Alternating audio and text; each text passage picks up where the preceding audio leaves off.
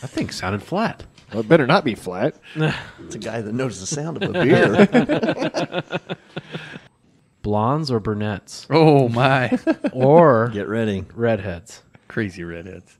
Blondes with big personalities. Oh, and a great smile, too. It's almost Beer, like juice. blondes, and big personalities. That is what our podcast is about. I tell you what. There's your intro to your Exactly what it is. There is a podcast in Iowa, Farm4Profit 'twas named by they. Fate stirred up a banker near, then quick came an auctioneer. Making profit was their first goal, oh boy, oh boy, oh boy. Soon may the farmers come to bring us guests and beer and fun. One day when the recording's done, we'll take our mics and go. These formats shook us to our core. With Farm4Fun, you will not snore. The banker set all mics to on, and the mullet of podcasts was born. Soon may the farmers come to bring us guests and beer and fun. One day when the recording's done, we'll take our mics and go. Before we knew, conversations grew. Growing corn even said F you. So won't you join Tenor, Dave, Corey, and crew? Please like, share, review. Soon may the farmers come to bring us guests and beer and fun. One day when the recording's done, we'll take our mics and go. If you aren't farming for fun, you probably don't count down the days until planting. And welcome back to another episode of the Farm4Profit podcast with a Farm for Fun episode. This is Tanner Winterhoff. This is Corey Hillebo. And this is David Whitaker. We are here with an in-studio guest this week. We don't get to do that very often. Yeah. It's been a long time, actually. We have even more technical difficulties not having Zoom on the screen. Right? We've been so accustomed to getting set up with We're- somebody not being here. 44 minutes late to this. This is thing. what happens when you add video to the podcast. Well, and we're And- running on less cameras, though, too. And TikTok Live all Yeah, at the same That's time. right. Well, we'll jump right into this. So just remember, this is a Farm for Fun show. So this is a laid-back conversation. We've got somebody related to agriculture here to talk to.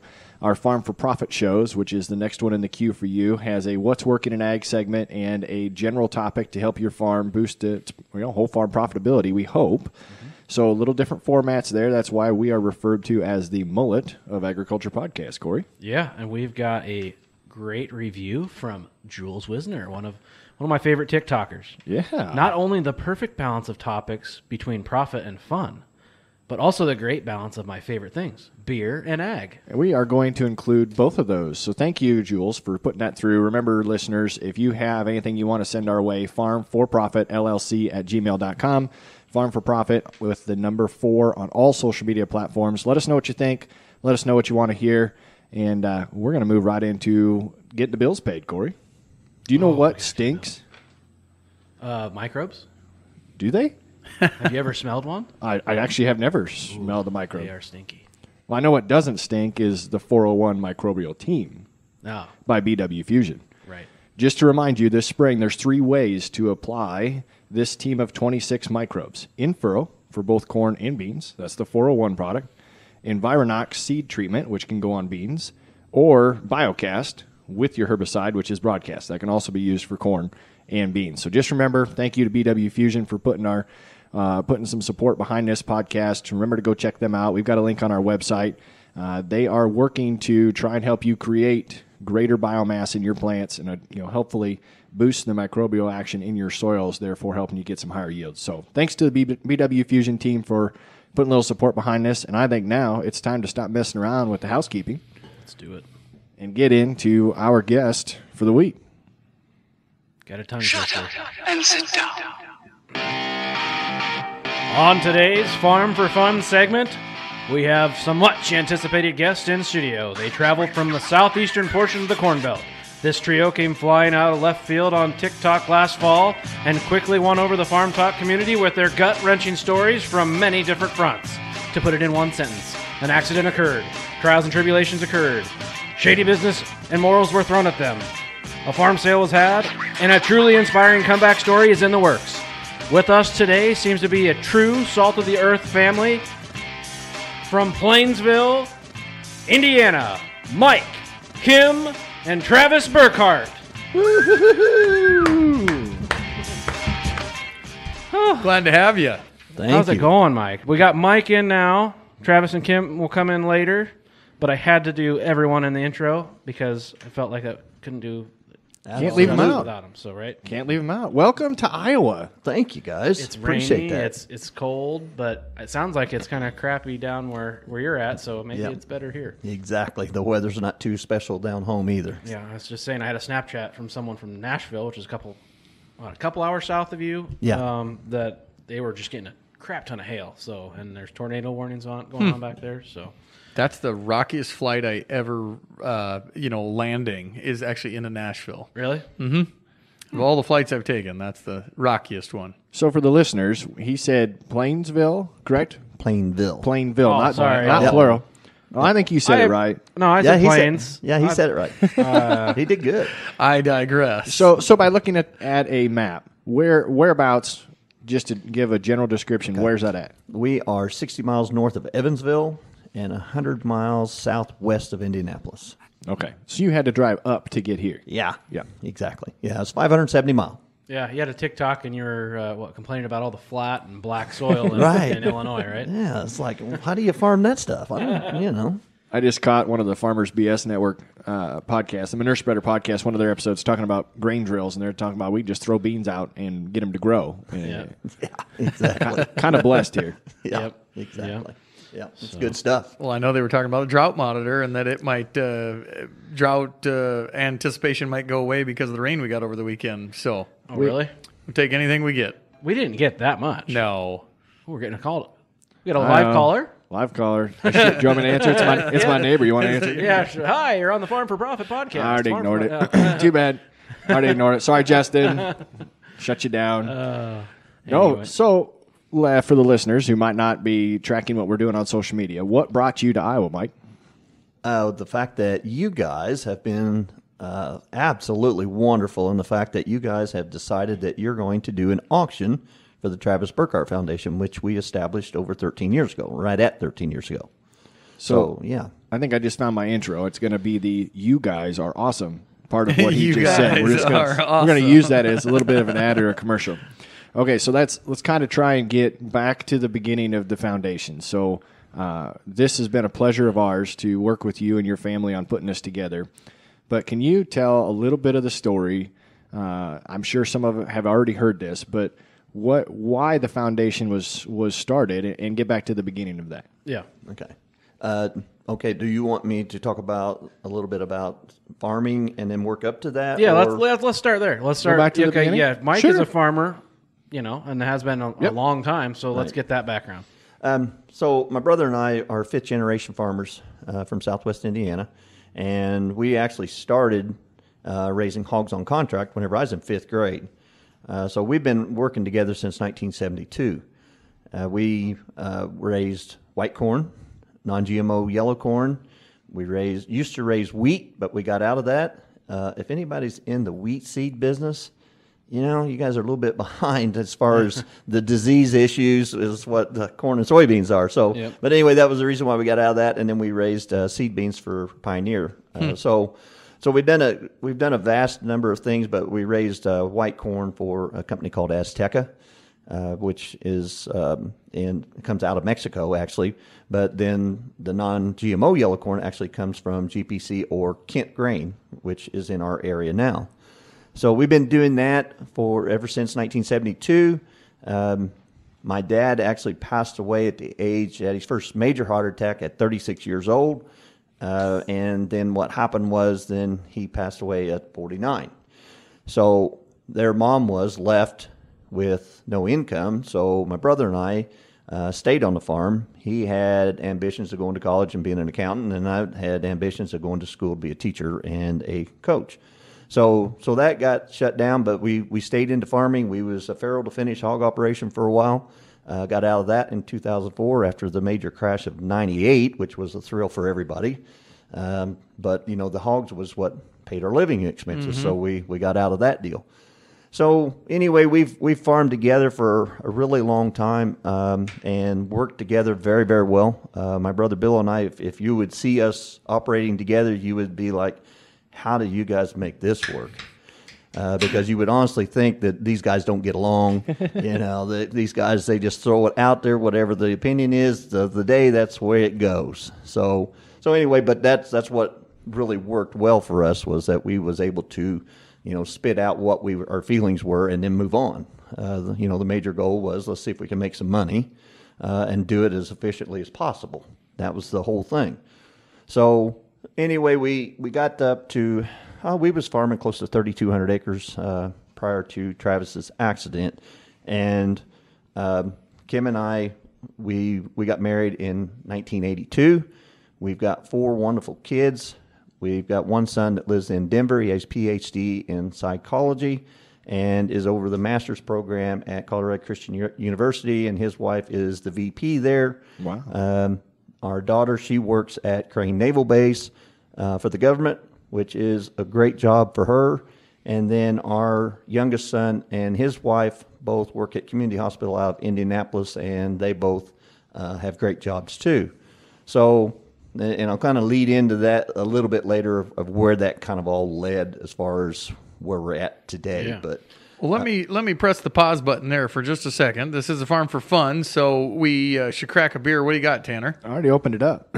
We have a lot, and that's the reason we're opening one of these a little bit earlier. We don't have beer this week. What do we have? Hard cider. Oh, my. That's a first. We have Blake's hard cider. And he actually gave us, what did that box say? A bushel of Blake's. Bushel of Blake, so it's almost kind of ag-related. So It is ag-related. It is bushels of ag-related. apples. I'll just let that one simmer for a little bit. So we're starting off with their classic, the semi-sweet hard apple cider. So why don't we grab a drink here and see what we think of Blake's. Look at this. They got an info chart and everything. okay, so I'm going to be perfectly honest with you guys. I don't drink much, but I will be perfectly honest. Yep, that's the whole point. This just tastes like apple juice. It's so much better than those IPAs, I guarantee it. Made with an array of late-season table and dessert apples. Succulent combination has sweet flavor and a smooth finish with 1/3 less sugar compared to national leading ciders. All Yeah. right. I like it. Yeah, That's good. Yeah, it's got a close Yeah, taste to a wine, actually. You know, it says the other national leading ciders. I actually do think this is better than those. I think so too. And the semi-sweet, if I didn't read that in the description, I think that's something that I would have used to describe this, is it doesn't make me pucker up. I'm looking at this sheet because no one else has given us a sheet like this. Laminated. I know. Laminated sheet Full with of information. When they stopped by, it came with it. I like their naming, so it'll be fun to try some of the others. Yes, we All went right. with the original to begin with. Go ahead, Dave. All right. Well, so we got your background. You've been farming, brother, operation, etc. Fast forward to 13 years ago and give us a picture. Maybe you don't want to repaint that picture, so give us as much as you want, but paint that picture for our listeners and where you went 13 years ago. Okay. Well, as you guys know that's been on TikTok, we've been kind of an open book. And that was, I've studied that for about 6 months before I started and felt like that was the place that I needed to tell the story. We had always been told, you guys got a story to tell, you guys got a book to write, and we're like, okay, but we don't have any idea how to go about that. But what happened was I was headed to Louisville, the farm equipment show, farm machinery show, and my wife was at work at her medical clinic. And I get a phone call from a good friend of mine who was the sheriff at the time, and he wanted to know where I was at. And I said, well, I'm on I-64 headed to the farm machinery show. And he said, Mike, you need to turn around. You need to get back. And I said, well, what's going on? He said, Travis has been involved in a real serious accident. And Travis is our second oldest son. And so it ended up that my wife was at work, and our other friend was the past sheriff, and he drove to her work to give her the news, and it ended up then that they had a state police officer. We turned around and went back and had a state police officer meet me, and then I met at the intersection in the town, and my buddy that was a sheriff, the timing was amazing because he pulls in from the north, we pull up from the east, and off we go to the hospital. And so we get to the hospital. We all kind of arrived at the same time. He first went to the local hospital, but what happened was Travis was driving back to college. He was actually headed back because he felt like he needed to get back because he had a a book report that was due on the trials and tribulations of Job. And he felt like he had to get back. We actually had the ice storm the day before, and so we kept him home another day, and he goes into a spin on the ice.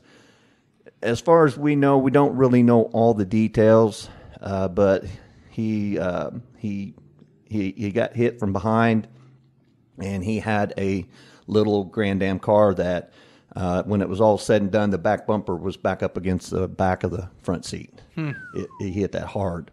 And so we end up at the hospital. I end up in the emergency room, and I could see him. And, of course, they're escorting you out and not wanting you to get in the room. And so we ended up then, everybody got there, so we go upstairs in the ICU unit, and we're waiting. And the elevator doors open, and Travis comes out on a gurney, and it just looked fine. It didn't look like he had no broken bones, no issues. So we're thinking, hey, we're all good here. And then, of course, they wheel him into ICU. And then later that evening, the doctor pulls us into a small room, and wasn't the most bedside manner doctor that you've ever come across, by no means. And his speech was that, your son's been involved in a serious car accident. Most likely won't make it through the night. But if he does, you're going to want to search out for the best nursing facility you can find and forget that young man was ever born. And so... Yeah, I could say he could use a little skill refining. Yeah. It was one of those things that, you expect those people to have a little better compassion than that. And it was an awful presentation because, what we told him was, well, we're not totally foolish. We can see that this is a serious situation. So that bomb doesn't need to be dropped that hard. But so anyway, we ended up, he stayed in ICU for 2 weeks. And we went through that whole process that you normally go through. But in that process, we had probably the first 3 or 4 days, we had probably an average of 150 people coming every day to the hospital. People wanting to know what could they do to help. Wow. One of my best friends came, and he lived in the area, and he actually, when he got ready to leave, he went to shake my hand, and he had a $100 bill in his hand. And I said, and I pulled my hand back, and I dropped it on the floor, and he said, no, you got to take that. He said, we've been friends forever. You got to take it. And I said, why? I said, I don't know. We just got here. I don't know how long this is going to last. And he said, no. He said, God sent me here to bless you. And he said, if you don't take that, he said, our friendship ceases. And I said, oh, come on. We've been friends forever. That's not going to happen. He said, yeah, but you're taking away that opportunity for God to bless me. Mm-hmm. Yep. And so anyway, that kind of started the whole ball rolling, and it ended up that him and his daughter would come every Sunday, and we'd have church service in Travis's room. So we did 2 weeks there, and then we went to what was called a step-down unit at another facility. He did 7 weeks there, and then we went to a rehab facility. So before you move forward from there, what help me understand? You're going from facility to facility. What was it? Did they give you a diagnosis of what was going on, or are we still just unknown? Well, of course, the thing is, and as the story goes, you kind of look back on it now, and you see that they had gave up on him. Mm-hmm, mm-hmm. So their diagnosis was null and void. Okay. In other words, he wasn't going to make it. So we're going through the process, but I don't know that we're going to do a whole lot of attempt here, on how this is going to go. Yep. So, and we get to the rehab facility, and Kimberly, my wife, was there, and nurse comes in and said, he's getting worse. We got a problem. So we end up back at the hospital, and ends up that he's, at this point, he came in at 212, and he was down to 147 pounds. But they kept saying, well, he's got this small grade fever that's going on, and we kept saying, well, if he's got a fever, there's got to be an infection somewhere. And in the beginning, the only thing he had done in the beginning was he had a small hole drilled into his skull, and that was for an ICP tube, which was a tube that measured the pressure of the brain. Yep. Mm-hmm. and what was going on with that. So that ended up and then he ended up with a feeding tube and then what was called an IVC filter. which is still a problem to this day, and that's a whole nother story. But Yeah. But yeah, so we ended up then that I waited. We had been in the field planting at this point, so I had went home, and then it rained that night. 2 a.m. I go back to the hospital. She had been with him the whole time, so I said, "You go to the hotel room. You get some rest, and then I'll stay with him." So it ended up then that I waited from 2 a.m. until 2 p.m. the next day, and the doctor comes in, and so I shut the door behind him, and he was our infection doctor. And I followed him across the room, and I told him, I said, "Doc," I said, "I want you to know something." I said, "You've had him from day one." And I said, "He's got an infection. We've got to find it. But I said, you need to look at him because he's going to die, and he's going to die in your hands." Because I said, he's about to go. We're about to lose him. And I later found out that he thought that when I followed him across the room that I was going to whoop him. I mean, he thought he was in trouble. And by description to you listeners who can't see Mike, I might be afraid. Mike is no small He's about young man. 3 tanners. About 3 tanners. I mean, exactly. I'd be afraid if he's going to whoop me too. Yeah, because I'm 6'4" and I weigh 240 pounds. So sometimes I don't realize it, but it can be a little overwhelming. And so it ended up that what they did was they pulled the white blood cells out, they spun them, and then they reinserted them back in his body. Then, and it ended up that then they would do an ultrasound, and then they found that he had pneumonia, and had it all this time. Well, so you're carrying around a body temperature. So what we were wondering was, okay, so was his traumatic brain injury from the accident, or was it from the body temperature that we was carrying around all this time? Yep. So we finally get him through that. Doctor comes in the room a week later, or calls my wife and says, "Okay, the feeding tube can go." And she said, "Okay." And he said, "Pull it." She said, "Pull it?" And it's got a balloon on the inside of it, you know? Right. And so she said, "No, I'm not pulling that thing out." So anyway, we ended up then, we finally got started then to where at that point we were starting to move up. So we ended up that we stayed there, I think, for another 2 weeks there, and then we ended up back at this rehab facility, walking through all the procedures again, and then on May 28th they come in. Our caseworker was on vacation, and they said, "You guys got to go home." We was still in a semi-coma state. We was not eating solid food. Right. And we're freaking out because we're like, we can't go home. We don't even have a clue what we're doing. So what's the time frame here? 2 weeks? Are we a month deep into the story yet of from the accident? Well, it was February 12th Yeah. was his accident. So by May 28th of that time. Okay, So so you're 3 months. You're 3 months. Okay, 3 months in, and we're still, and we're finally on the upward, maybe the upward trend. Yeah, so we were struggling to get to that upward trend. So anyway, we ended up then called the caseworker, and that's what I always tell everybody: stay in touch with your caseworker and stay in touch with your insurance people, because that is going to be your benefit. So she came back in, rewrote it. We stayed till July 28th. Finally got to go home on July 28th, and me being naive, I'm thinking in February, okay, well, he's going to miss out on this semester, so we're going to get back. I'm thinking, okay, August, we'll get back, and we'll get him back into school. Boom, we got life back again. We're good to go. Well, some people thought with COVID, too. Like, it was just, give it a 2 weeks, or we're out of this. We'll get it. And here we are. To slow the spread. Yeah. But that's a very interesting perspective to share, that at the time, we're going to get all better. Yeah. Yep. It'll be a couple months. Maybe we'll get a start, but we're ready for fall semester. We can shoot for that as a target. That's truly the farmer's mentality. Absolutely. Right? And I'm Like, thinking, you're hey, always thinking it's let's gonna get be this, better. we're getting back in, and I'm back into harvest, and, we're back into a normal life again. Yep. So when you left the hospital, what was the condition?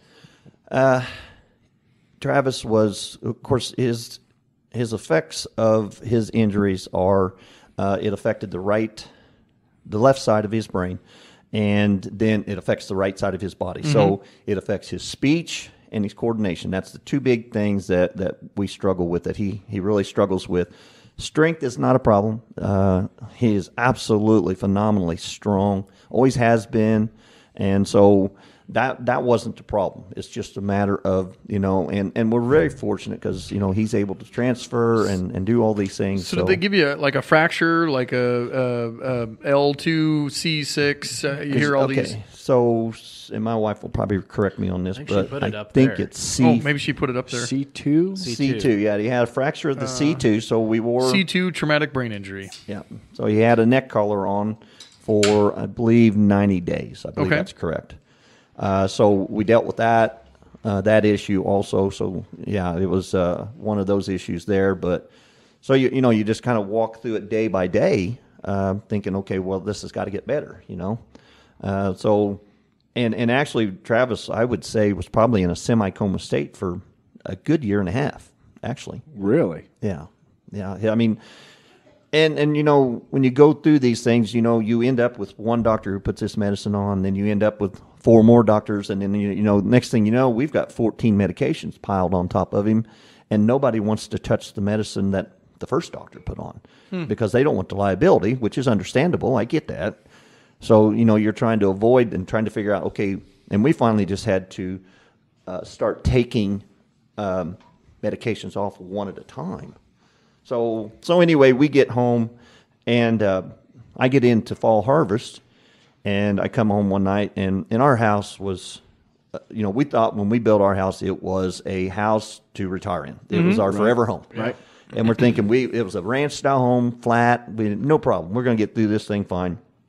So I come home, and been in the field, and when I go in, Travis is back in the bedroom, and he said, I died.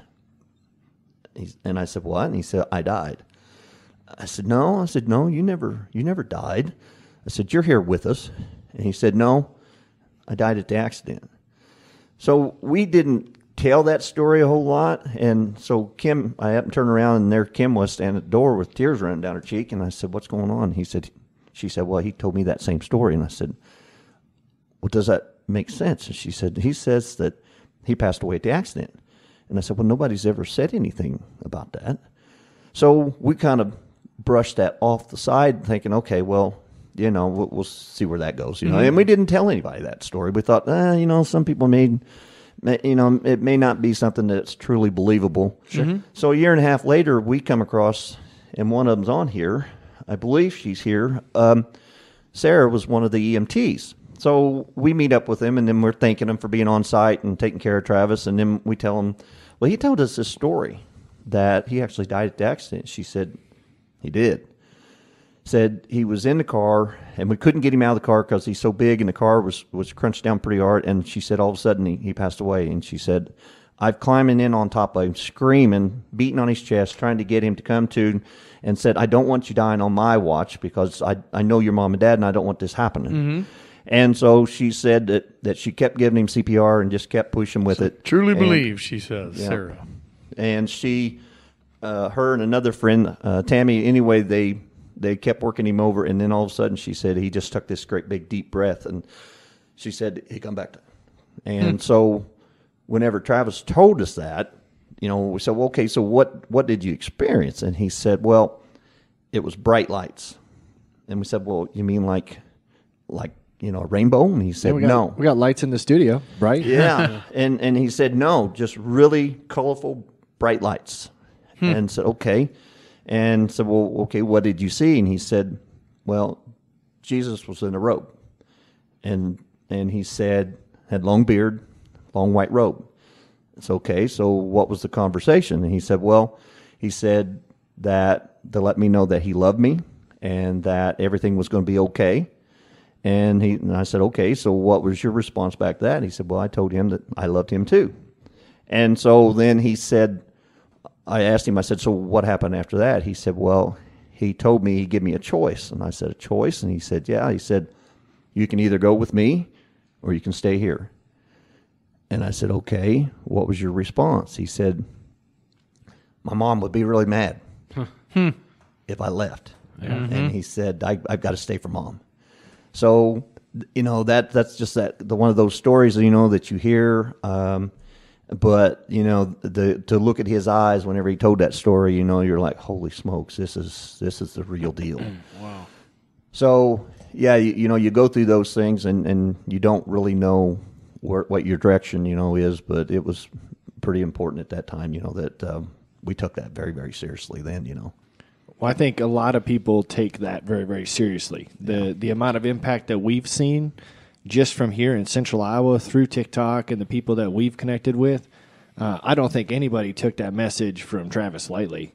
And really appreciate you sharing that story with us. But let's take a quick pause. Thank you to Dole Distributing for dropping off way too many beers. Is that such a thing? Can you have way too many? You can't. You can if it's an IPA, but if it's strawberry, if it's strawberry lemonade, Blake's Hard Cider, there's plenty. That's what we've got next. So we poured another round of these to give us ourselves a taste, and it's a strawberry lemonade. What does it say, Dave? It says, this delightful sipper is a little bit of citrus with a whole lot of sunshine. Every bold and tart lemons completed by the sweetness from the ripe strawberries. Oh, I get the strawberries at the end of that. And it's like a straight up sour beer. That's tart. Yep. Tart right at the very end. Tart is the word. Uh-huh. I need it to be about 40 degrees warmer, and this would probably go down very, very smoothly. It's ding dong. I don't know. It's too much. It's too tangy for me. I almost get a mango out of that. It Yep. is. There's a lot of flavors coming out of this. I So- stopped drinking soda years ago, and strawberry lemonade is kind of my drink of choice. So this is good. Good This stuff. is Dave's week. This can't- this This is is Dave's show. And you can't have too many beers when you're going into a weekend where you have a TikTok meetup. Where you have a we'll TikTok. We'll be able to get rid of them, I mean- I'm sure. Yeah, by the time this comes out, sorry if you missed the party. yeah. Well, we're It gonna does get have an together. aroma to it right at the very beginning. yeah. You stick your nose in it. Yeah. It's not for me. My wife would like it. Yeah. One interesting fact. So, having been a firefighter for 20 years and a paramedic and a degree in paramedicine, one of the things you said is that your doctor was very blunt. And there's a time and not a time to do that. But we're actually kind of taught, of course, to have sympathy, but also to be blunt, because sometimes we tell people, well, they're gone. Well, what do you mean they're gone? The more blunt you can put it, the more really clear that the people will accept the message. So not always. I know I'm playing devil's advocate here, but don't always shoot the messenger either. He probably could have a lot more tact. I'm guessing based on the way that is. But you normally don't try to start with that and throw it out there, but not to. Yeah, and the wild part was, and let me go back to that doctor a minute. So at the end of 2 weeks, we had the guy had hardly communicated with us at all, and he would shoot out the backside of the ICU. Mm-hmm. And so we're in there, and I see him shoot out, and he's down the hall about 50 feet. And I yelled at him. I said, "Hey doc," I said, "You got a minute?" I said, "Could you give us an update?" I said, "We don't have any idea where we're going," and I'm going to use the exact words he used. And so he screams at me down the hall, and he said, "I don't know what the hell you people want from me. I told you when you got here your son would never be worth a shit." And he said, I don't know what else you guys want from me. Not a whole lot of tact there. No. Wow. And my mom was sitting there, and I put my hand on her shoulder, and I said, "Mom, take a seat. I got this one." So I make a beeline down to him, and I said, "Doc," I said, "I'm going to tell you what. Part of your sentence that you're absolutely correct." I said, "The part where you said you've done all you can do." And he said, "Yeah, you have done all you're going to do." He said, "What's that mean?" I said, "What that means is you're fired." Mm-hmm. I said, "Because you've done nothing to move my son forward, so therefore I'm going to shut you down, and you're fired." Right. And he said, well, good luck finding somebody. And I said, "If I have to carry him out of here on my back to find somebody that cares, I will." Mm-hmm. I said, that's just the way this is going to work.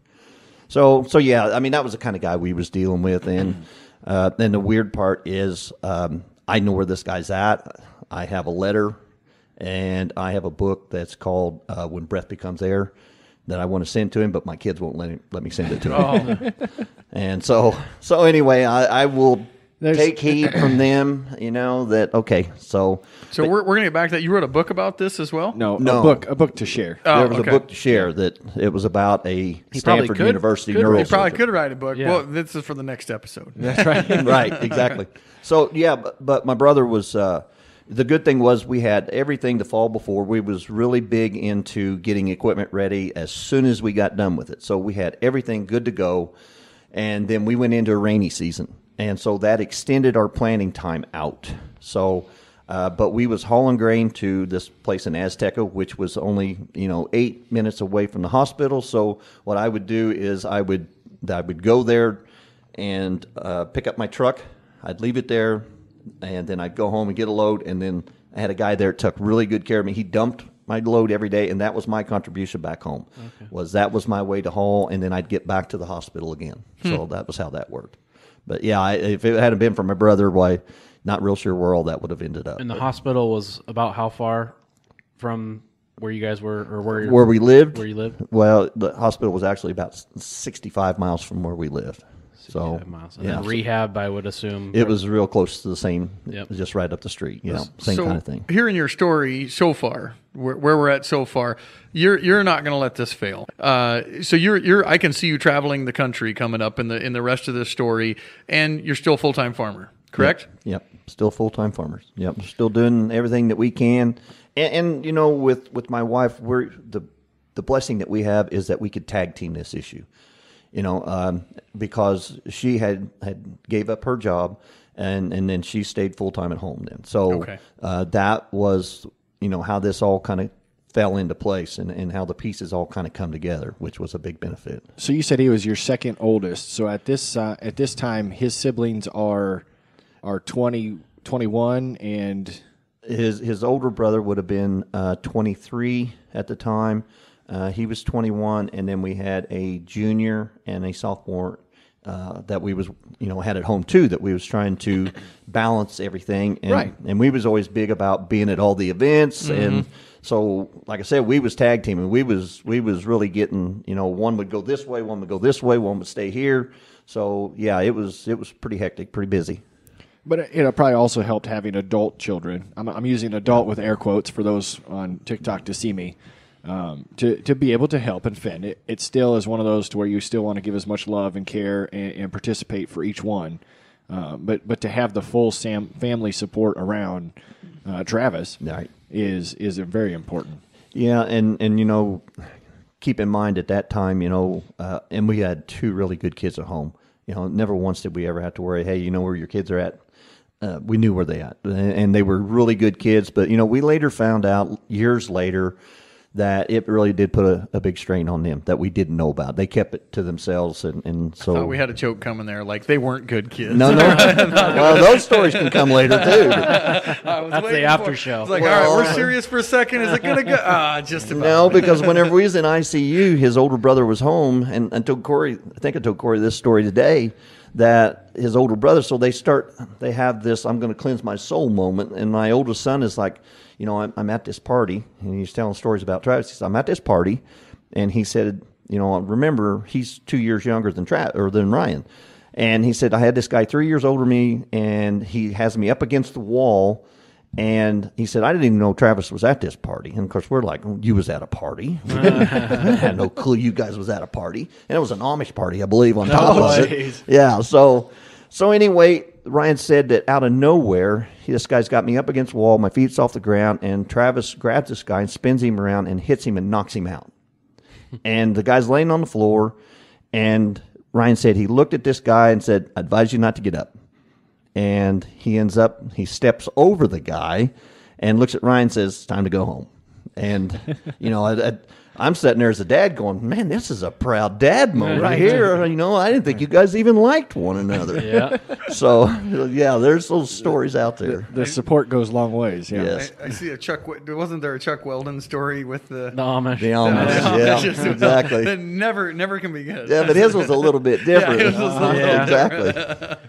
That's pretty cool that when you didn't think they liked each other, but when family sticks with family, right? When it comes down to that, and you said that he could probably still knock someone out. Travis is strong as hell. So. Yeah. So let's go and stay focused on the farm side until we bring Travis and Kim in and to tell the rest of that story for how Travis has gotten to where he is. So on the farm side, we make it a couple of years. Things, obviously, time and focus is a little bit diverted. How does that play out to ultimately what we're aware of you just had a farm sale? Right. So we ended up, like I said earlier, we was farming 3,200 acres, but as you guys know, I did a series on TikTok, and I waited till after the farm sale to do that. And the series was basically, we can do better. And so, but we got down to, things got pretty aggressive. And before I say that, we gave some up because cash rents had gotten so high in our area. And of course, landowners was wanting, their share of what that was going on. And some of it we gave up. But then there was some of it that it got really aggressive, and guys were coming after. So give me a timeline here. We were maybe a year in, and now we're to a farm sale. How much longer? Is this like 2012? Okay, so as far as farm sale? Yeah, your farm sale was just recently, Yes, right? yes. Okay, Yeah. just for But it was listeners. 2008 was the accident. Yep. And you're home in July 28th, 2008. So you've been farming since 2008 to Sure. 2020, really. 19 was our last crop. Gotcha. Okay, Yeah. so you put a couple years there in the middle. You were- all the while you're taking care of Travis. You were farming 3,200 acres, you said, before For the his accident. Yeah, and we was farming that up until about 2015, and then to throw another curveball into that in 2012, in our area we had the worst crop we'd ever had. The drought, yeah. Yeah, we had the drought of 2012, and so we was looking, and it just so happened that a job happened to come open, and it was managing a local convenience store. So in the midst of all this other stuff, we had spent a lot of time traveling back and forth to Indianapolis, Evansville. We spent 4 months in Cincinnati doing hyperbaric oxygen treatments. We spent 2 months living on Michigan Avenue in Chicago, doing treatments up there. And then by 2012, things was starting to slow down, but we had found a great facility for Travis at what was called IU Neuroscience, which was cutting edge rehab. I mean, the best we'd had come across. He was making such great progress at that point. I'm guessing farming had to help you out with your schedule. Yes, Because absolutely. if you had an 8 to 5 If I every had an day, 8 to you'd have 5, been it was screwed. not going to work. Okay. Was not going to work at all. But So- still, you mentioned you found a job. So even Yeah, though you were so- farming, you found a job. Yeah, so we ended up, we started managing this convenient mart, and my day would start at 4 a.m., be at the store at 5, and then if we was in season, I would leave out of there by 7 a.m., and then if we wasn't in season, I'd leave at 8, and then Kim would come in at 5, and then she would close and I would open. And we felt like that was the most important thing, was to be there on the front end and the back end. Right. So we did that for 5 years in the midst of all this other stuff. And it was 7 days a week stuff. So we was averaging 60 hours a week in there. Yeah. Plus everything else we had going on. So what was the driving factor? Because of 2012, you felt you needed additional income? Yeah. Well, and see, whenever she had lost her job, then we lost our health insurance. Oh, So that was another big factor. And, now when Obamacare, and I know people's just going to go crazy on this, but All of our fans love us. okay. and we did a Farm for Profit episode on how farmers get insurance and what options are out Yeah. there. That was half a year ago, I think, Tanner. Oh, we'll catch flack, and that's fine. That's Yeah. part of the game. And my only point is that with that, if that was the thing then, then Travis could have stayed on our policy until he was 26. But it came after that. So, but we still didn't have health insurance, and so we was having to pay health insurance then on the other side of that even. So, it was getting to be a real struggle to keep up finances, and then plus, finances were tough enough as it was. Sure. So anyway, we made the best of what we could do, and we managed that store for 5 years, and then the company walks in one day and says, "You guys are without a job. We're done." And it's like, holy smokes, where did that come from? They stayed open and just They sold it at that point, but we had no inkling. And this was actually a company that we did on the farm wise. We did a lot of business with them. Sure. So Sure. it was kind of a wild experience to witness that. That's one of the largest expenses for a farm is the health insurance, and then you throw in pre-existing conditions of exactly. that stuff that he needed for rehab and all that kind of stuff. Which if you're paying out of pocket, would just it'd kill you. Right. Right. I mean, And that was from the very beginning, the community had wrapped their hands around us, and at one point they did a benefit breakfast that raised $17,000. And so before it was over with, we had $36,000 in an account, but it all went toward his therapy. And I was going to say, that doesn't go very far. Yeah, it didn't last. Not when you're talking surgeries. No. So were you about to praise Obamacare for that?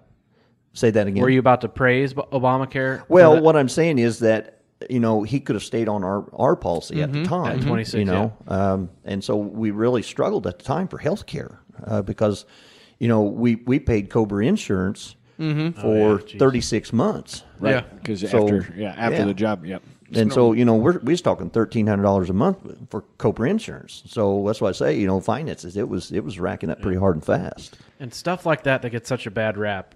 It's because of all the bad cases, but situations like this, special needs and things like it, the safety net is there for that, and then all the other people that really don't need it, or that it gets the bad rap. That's the bad part about it, and so I go to try to get at the end, I got down to 30. Whenever you said a while ago that I'm the kind of guy that that I'm really competitive. Yep. And I looked a therapist in the eye once, and I said, I don't like the direction we're going here, and I have to tell you, I'm really competitive. And I said, what I cannot afford to do is, this is one of the most important games I've been in, and what I cannot afford is for his future to be at risk here, and you guys have got to do better to move this forward. And so we end up I try to get him set up for Medicare, and I start. And I did this for 3 months. Every Friday, I go to Social Security office, and all I could get from the lady was, he doesn't qualify. And we was about to run out of Cobra insurance, and I didn't have any health care for him, so I'm kind of freaking out at this point. So, I go back, and she says, Mr. Burkhart, you're back again. And I said, absolutely, ma'am, I hate to tell you this, but this is important. I said, if we don't get this taken care of, I don't know what we're going to do with his health care. I said, so we're in trouble. So it ended up then that what happened was I'd go back every Friday. We was in the middle of harvest, and I'd go back every Friday. And then so made an appointment with my accountant and then with an attorney. And so what we found out was that he had a job that he was at, and he didn't have enough work credits. Yeah. He was $262 short work credits to qualify. So we ended up that we filed a minute return. And all this time I'm still going, and then I set up this appointment with an attorney, and he said, this is no problem. They should accept this. This is ludicrous. And so he gives me this card, and he said, if it doesn't work, hand him this card. And it was his business card. And he said, I'm not going to charge you for this. So I go back one more Friday, and the lady looks at me and said, Mr. Burkhart, you're back again. I said, yes, ma'am, I am. And I said, I think we're good to go. She said, there's no way. And I said, well, then if it's not, and I slid the card under the window, and I said, this is our next step. And she looked at it, she looked at me, she said, how can I help you, Mr. Burkhart? No kidding. You gotta be kidding I said, well, That just makes me mad sitting here. I said, you haven't even looked at your computer yet. I know if you've got him involved, that this is straight up, and you've got all your ducks in a row. Can I get a few of that guy's cards? So it ended up, then he qualified, and How do you get that clout as a banker? That you just slide the card in, I got the financing. Hey, we're good. I had a customer that went to buy a used pickup last weekend. They had the guy from Craigslist call me. All I had to say is, yep, I'm his banker, and they accepted his check. So maybe I'm getting close, right? You're getting close. That when you get to that clout, that'll be good. Let's try another beer, and then let's get into how we went from 3,200 acres down to where you had the farm sale. That works for me. So this is, again, thank you to Dole Distributing. We've got another Blake's Hard Cider from Blake's Hard Cider Company. All natural, gluten-free. This is crafted with love. Rainbow Seeker. Pineapple sage? You bet. Let this pineapple paradise in a can take you on a tropical ride with hints of sage. This balanced, semi-sweet hard cider is impactful in more ways than just quenching your thirst. All right, give her a shot. Oh, no. Okay. I'm not pineapple guy. Nope. Wow. I like pineapple. It's like but putting that's- that on your pizza. It's like they're trying to. Pineapple belongs on pizza. No, it does not. Yes, it does. Canadian bacon and pineapple Oh, do that's not good go stuff. together. With sauerkraut. Canadian bacon, yeah, bacon, sauerkraut pineapple, on sauerkraut. pizza is really good. TikTok come alive here. Help me out. Holy No crap. pineapple on Mike? pizza. I'm not a pineapple guy either, so not on mom- pizza. I can eat it out of the can, real well. What about the Rainbow Seeker? What do you think about the pineapple and sage hard cider? This is almost clear. Like it is a very light I don't. liquid too. Yeah, I'm done with it. I'm done with it. There's more. Back to Bush. Back to Is Bush. that the wine, the Moscato? Kind of looks like that. It does. color. Yeah. It does. It does. Yeah. It's like a white wine. So this though, I'm pulling the pineapple, but I can't believe the sage is what I Yeah. think it is because I'm almost thinking there's another berry in it. Like it's almost Maybe a that's what I don't blueberry. like it because I Well, normally like pineapple. It's rainbow. There's got to be orange and got rainbows in apple it? and all kinds of grape and Oh, this was created as part of their Kinder Cider series and supports local nonprofit organizations working for equality, inclusion, and community support. So that's kind of neat. But that was Blake's Hard Cider Company, the Pineapple Sage, and I think that is the most interesting cider I've tasted. It's a good cause. Hopefully, they move that under one of their other flavors. Holy smokes! All right, Corey, get us back on track. So okay. We're selling stuff. All right. We had the accident, and we're farming 3,200 acres, and in 2019 was your last crop.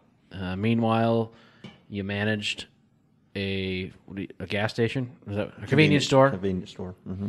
I almost want to stop right here for just a second. And have you guys seen Joe Dirt? Yeah. The movie. You know when he's interviewing Joe Dirt, I'm looking at the mullets here, and I'm thinking Joe Dirt's like, guys, we got to take a pause here because Mr. Dirt is going to come back tomorrow. We're going to leave you with a cliffhanger, and we're going to do the next day. We won't do that today. That would be mean. I mean, I was thinking, Yes. it's a perfect spot to just leave the cliffhanger. So, I mean, Mike brought us in with his story. He I did. mean, with Travis's story. Brought us in with Travis's story, and then you went into the farm sale. Yep. And it was just gut-wrenching. I mean, it was, like I said in my intro, it's on multiple fronts. It's not just one thing and all this. And you were really tight to the chest on what was going on the farm and why you were having the farm sale. And you hinted multiple times that you wanted to not say anything until after the farm sale. And I was on your live afterwards, and you brought it out, and it just came full circle. Like it was kind of in my mind, like what was going on, with that. And so run us through that. You're farming 3,200 acres. Somehow you made a jump down. You gave some of those acres up. What was happening? So some of the stories that I told on the We Can Do Better series that I had created, we're nobody special. We really, we've just tried to approach this all one day at a time. But yet we've always tried to approach things from a way that we want to do things respectful and we want to treat people the right way. And so, we ended up that, we lost this convenient mart. We lost that.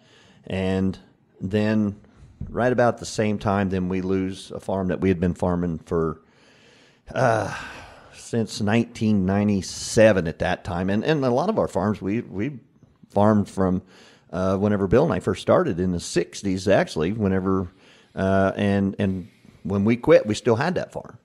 And so, and we was actually the third generation on this farm. And so we lose this farm, and some of the stuff that was going on, I just kept getting these text messages, and I'm like, something's not right, and I just knew that something was coming, and it ends up that we lose this farm, and at that point, I was just like, this is not good, and it got to the point to where after that, we lost the store. We'd already been through all this with Travis, and then we lose this farm, and then boom, we're at 1,800 acres, and my brother and I, we did 95% of all our work, so we had the equipment to match that to get that work done.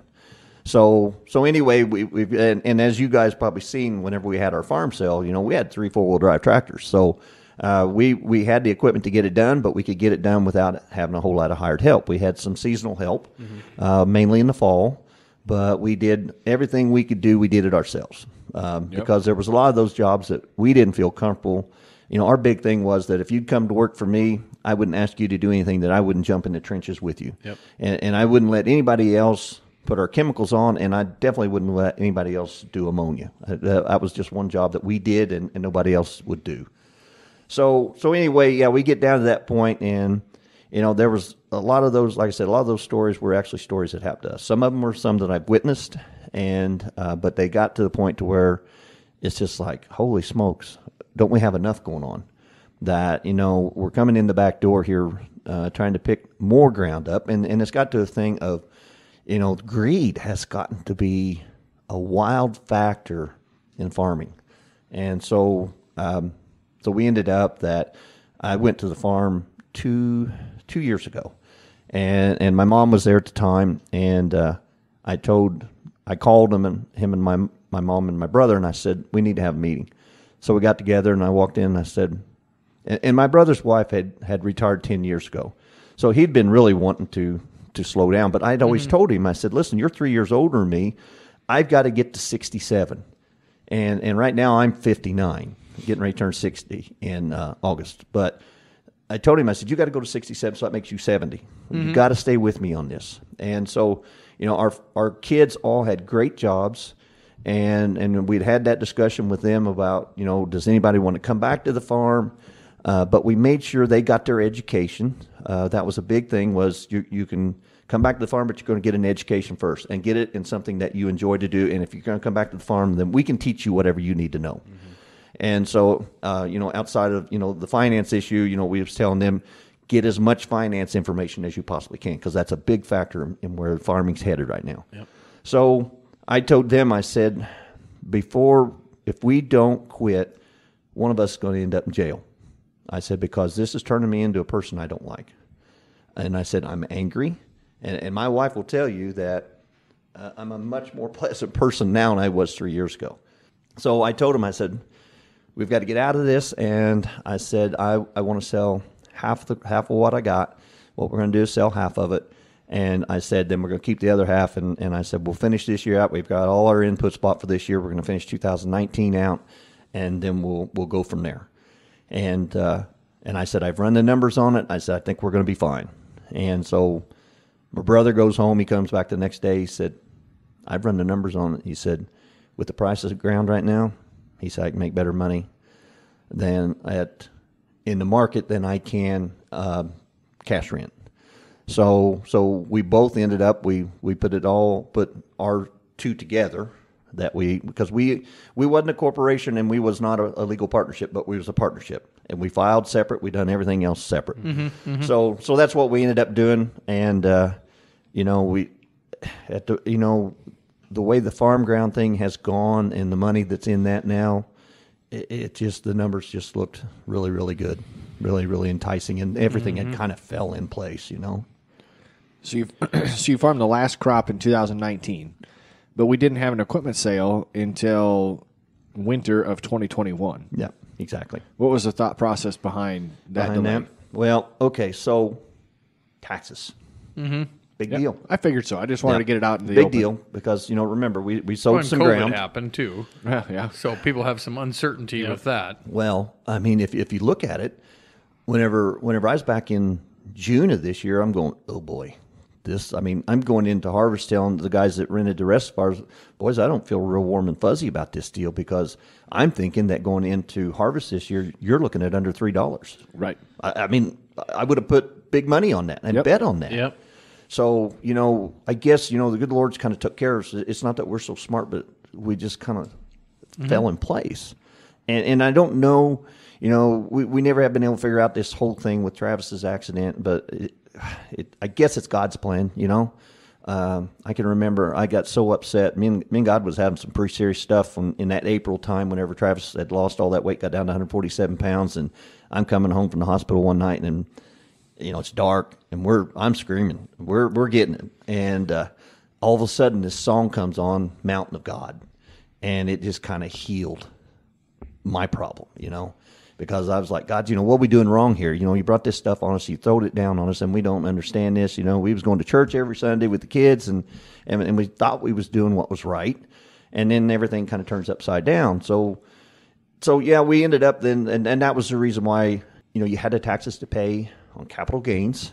Mm-hmm. So for 2019, and we ended up, we got a realtor involved, and I didn't want to put somebody locally in the middle of that, because I knew 450 acres of some of the best dirt in the county was going to be a hot topic, and it was going to be an aggressive topic. Mm-hmm.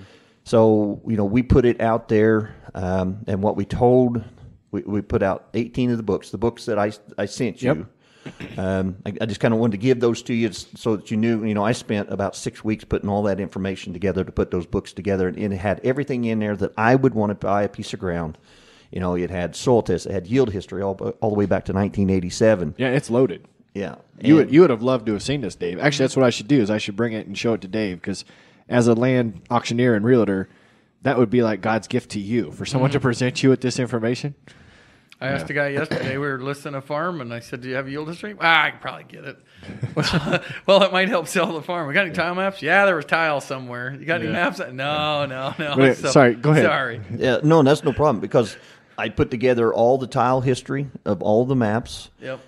Because if I was going to buy a piece of ground, that's what I want to know. Yeah. I put together all of the fertility on every soil test all the way back. And then whenever we started grid soil sampling, and then, whenever we worked through that whole process. So I put all that information in there that I would want to have if I was going to buy a piece of property. And so, it was all the way down to the property taxes on it, So we had all that information. And so what we did was we took this book to about 18 local people that we thought would be interested. And we said, okay, here's how this is going to work. You're going to give us one bid on all of it. And that's all we're going to get. And you're going to get one chance. That's all you're going to get. We're not. It's not a bidding war here. So I would advise you to put your best number together. Highest and best. Yep. Sealed bid. And I said, then if it doesn't reach the number that we think that needs to go to, then we're going to a public auction.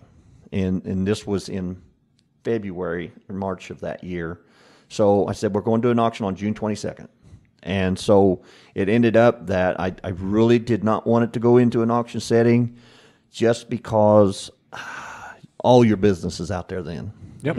Yep. And you've got 5 or 6 people. And so it ended up that we had 3 really interested, and some guys wanted to pull an 80 out, or and I understand that, because 450 acres was a big chunk of money. Yep. Yeah. So it ended up then that we was able to do that. But the company that we ended up with, I had followed those guys for 2 years. I'd done my homework on them as well, and I'd went to their auctions and seen how they did it, and it was flat out impressive. I had all the confidence in the world that those guys was going to get the numbers up where they needed to be. But like I said, we wanted to go try this process first, and if it falls through, then we're going there. We're going to get her done and turn it over to an auctioneer. So we ended up then, we had one group that wanted to come back and do another up their bid. Well, the problem was they did not look at the information. They looked at it later, and they're going, this is turnkey property. It has all of the fertility in place. It has all of the tile in place. There's no money. There's no tree lines. There's nothing in it. It is good to go. So they wanted to come back, and no, we had rules. It's not fair to the others. If we give you a second shot, this is it. We're staying with our rules. So that's what we did. So did it go to auction? No. We ended up, we got the number we was looking for, and it worked. And is that the same people that you rented the rest of the ground to? Yeah. Then it ended up and was some of the best neighbors anybody could ever ask for. Matter of fact, they are the ones that donated the car to our auction. The auction, which will be sold. It has tomorrow. It is. It will be. It will be sold before this podcast comes out. Yeah. One thing before we try this next beer and get ready to take a break, that I mentioned to Mike in private, but there's one thing I want to say first. So your faith, obviously is a driving factor to where you're at today. There was a time to where you really had to do some searching and some strong communication. But I still remember when we were setting this auction up, this fundraising auction that we put together, and stated that we're getting things coming in, Mike. Never expected to be this many part. And then I made a comment like, now we just need to find bidders to actually buy this stuff. And your response back is, don't worry about it. God will provide. Yep. So I can see that has been a backbone of where you're at and how you got to where you are. But then the other thing that we noticed is about the same time you were having your auction was the same time that we talked to Machinery Pete on a Farm for Profit episode. Mm-hmm. And he was telling us that one of the biggest tips he could give a person wanting to sell an asset is to tell its story.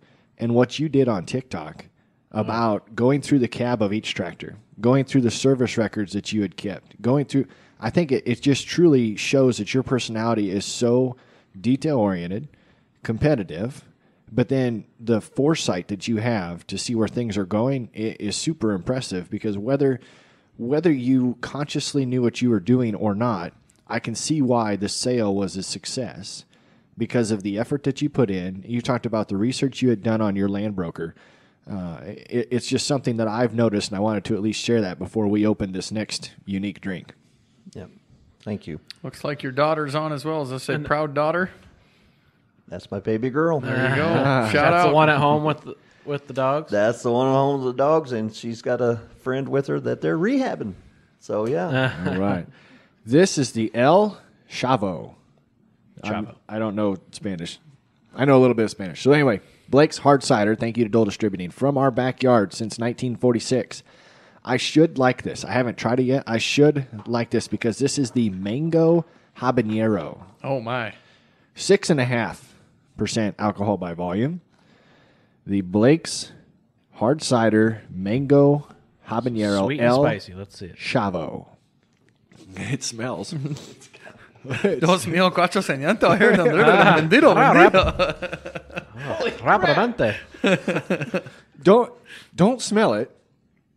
I like this. Sin fuego. There's a spice to this. Yeah? See. I don't know why I'm so surprised. I read the habanero on this, but That's better than the pineapple. Mike needs more water. No. This I agree. Holy crap! Si, senor. I have never had anything like this. Más cerveza, por favor. Let's go. No Bold bueno. and sweet with a little of heat. With a little of heat. Oh my! I don't know if I can move on from this. The description. Let me take it over. Well, while you're digging on So that. it smelled. No, you don't want to smell it smell because the spice. Don't smell it. Don't smell it. you don't smell It's it. like, what is that going to taste like? But you almost missed the mango. Yeah. Oh, I missed it. because the habanero is there at the end. Corey's I cannot like- get over this. Corey's like Bush Light. I don't know. It's it's better than the pineapple. I have never had anything like this. I went back to the first one and washed No, it down. just one. I am not going to make this a staple and my weekend drink of every single week, but I don't think I have. There was a IPA that we had a couple weeks back, and you guys made fun of me because I said it was boring. This is not. No, no. It's not. That is not boring. Nope. A lot of stuff going on. This could be good after Long Island or something. It's like prime the pump, and then this is what the college kids drink for us tonight. I could see this over shaved ice. This could almost become. You could almost like a Corona pour this into a margarita. I could see you do something along those lines. Yep. So we're on the auction topic here. Before we let that go to bed and go take a restroom break, I just want to say, so that was what, January 16th. 16th, yeah. I say it's not that. And things were starting to heat up in the marketplace. Absolutely. But not like it has been the last month or two where things have just gotten astronomical. Dave had a sale that no one cleaned the tractor cabs up, and they sat for a year, and they brought Wasn't my sale though. I would normally clean the tractor. I was working another Dave sale. was is what at I'm gonna the say. sale. I was At the I was a hired gun. There Anyway, but you had met you told me on the phone that you guys had everything appraised. I think the year before, and everyone knows how online auctions work in the industry, right? A lot of times, no one bids until the end. Yep. Mike had already We had met appraisal at 5 a.m. the day of the sale. Yep, that is before we ever started. And COVID helped that because I did an auction on Monday where we had a reserve on a land auction, and we met the reserve a week before the auction started. Yeah, and it's the new norm is convenience. People want to bid when they want to. And like Tanner said, you guys didn't farm in 2020, right? So that's what you did was you conditioned equipment, you put books together on all your maintenance, you rebuilt the planters, and it was just. I'm telling you guys, I watched the auction. My daughter was bidding on a computer. My 1-year-old was bidding on it. There's a TikTok about I did see that. She was trying to buy a tractor. Awesome. And every piece of equipment, I'm sitting there going, wow, that's over the money. Wow, that's over the money. From what I'm used to seeing. But it's because it was over the money in value. It was immaculate. So good stuff sells good, bad stuff sells bad. Yeah. That people always ask. Unless it's the last couple of weeks and people are paying $9,000 for John Deere 3000. It's worth what somebody's willing to give, is what it is. So I think they're going to stop for a bathroom break here, so we might stop there. But so we're going to come back on the note of TikTok, because that sale is when I found you on TikTok, and that's when I started watching and went back and watched some of your backstory, and then right then the whole Farm Talk world happened. Yeah. That's when I feel like the whole Farm Talk world was just like at its infancy, and really then the big players of Farm Talk, yourself included, became. I think it truly blossomed at the sale. I think it did, and all of a sudden there's Farm Talk world. So let's do that. Let's take a quick little break and relieve ourselves, but we also want you to stick with us because we're going to get Travis and Kim into the room, and we will go from the TikTok meetup at your sale to what we've got going on and talk to Travis. How does that sound? And we need to talk about the foundation itself, too. I like this review that's sitting right here. I would listen to these guys all day, every day. Thank you for that shout-out, Jamie. In-show review. In-show review. Everyone right that's there. on live, all 35 of you right now, stick around. Give us 2 minutes to pee. We'll be back.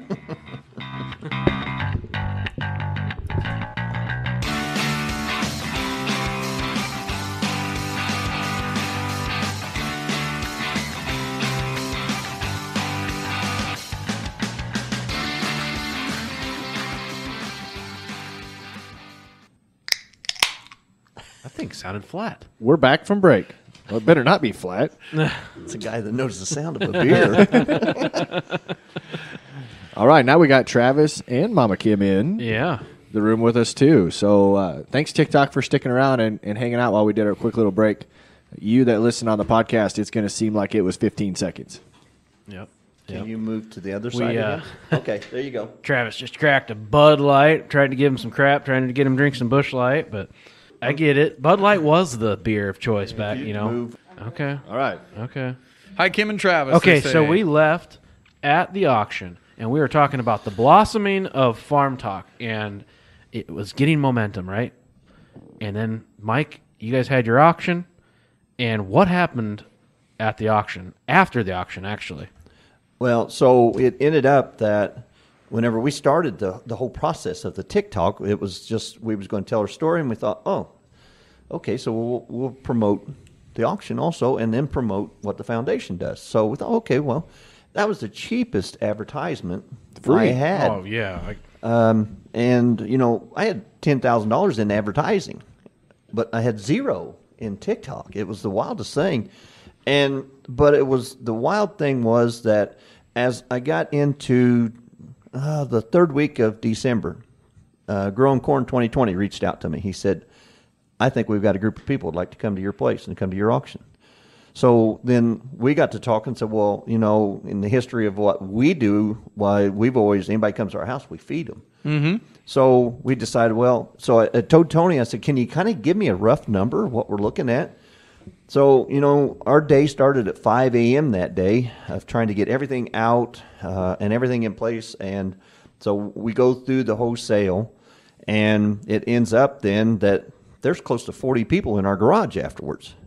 And, of course, we're kind of going through the COVID thing, but it was amazing the support that TikTok brought to our auction. And just like with you guys picking up and doing this auction for us and doing it for the foundation, because you guys didn't know us other than a 60-second video, and you know who we were or what we was about. You didn't even know if we had, horns growing out of our head for all you knew, and so it grew into this thing, and we just had the greatest time. And I've never seen what it did was it replenished my faith in agriculture. Yep.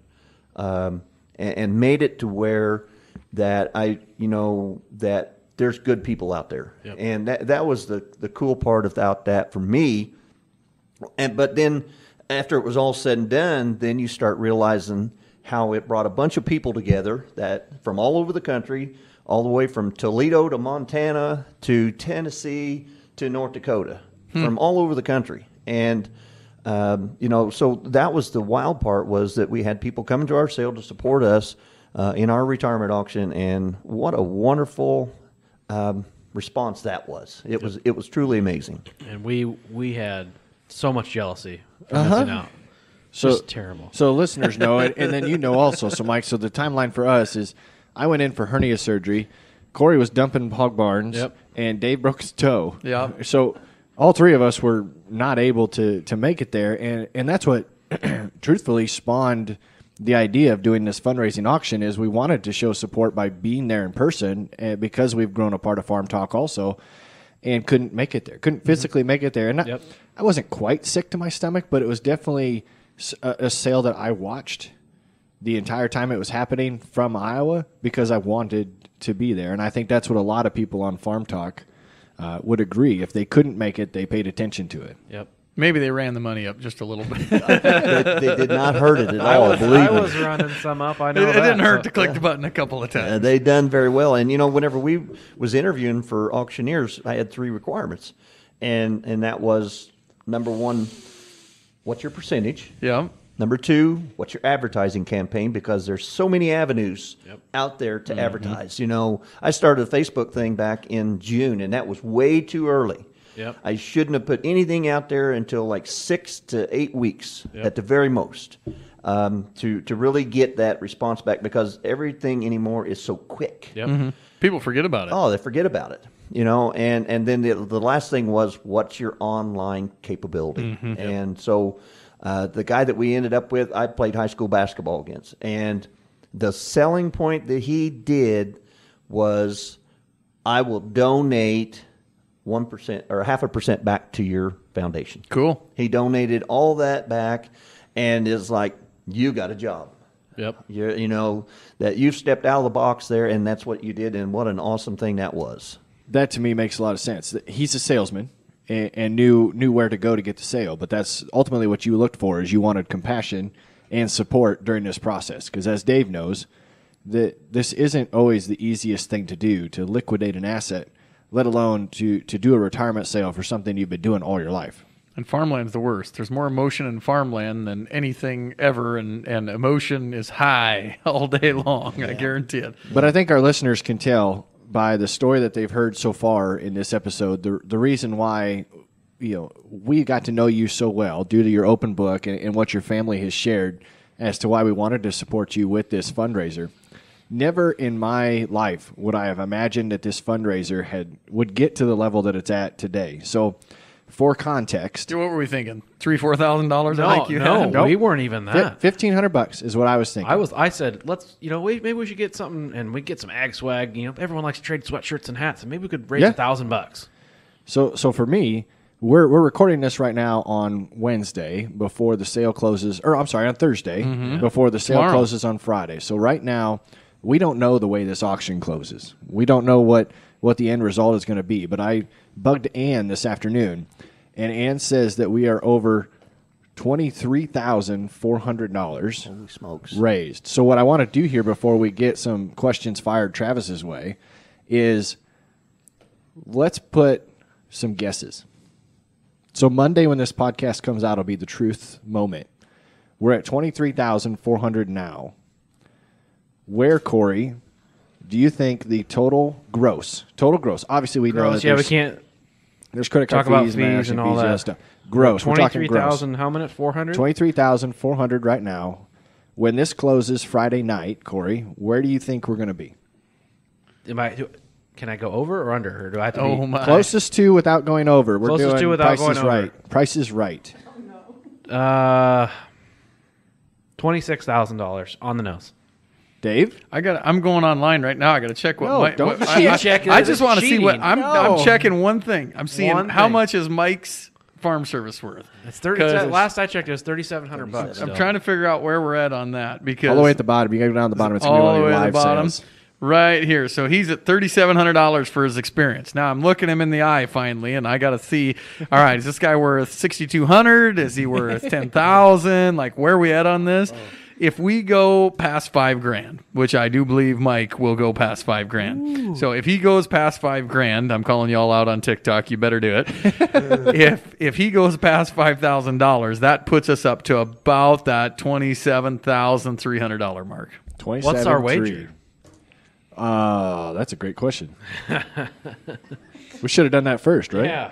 We'll come up with one. We'll come up with one before the end of the time Well, period. and then you got the car. Then you got Cody's drag, the driveway drag, and let The me tell you, Roadrunner. and there's never been one sold. Never. So this is unknown. I mean, we're setting the market value. groundbreaking. So you're at 26. You're at 27.3. Mike, what's your guess? Well, okay, so I'm going to throw a curveball at you guys because here's the Can't deal. go less than 20. Well, but here's what I'm going to tell you. I'm going to tell you the story of that car real quick, and that car was donated by the family that is farming our farm now, and they donated that in honor of their son Travis Woodruff because he died in a very serious accident 5 years ago, and so to honor him, they wanted to donate that back to the foundation, and they said no stipulations, whatever you want to do with it.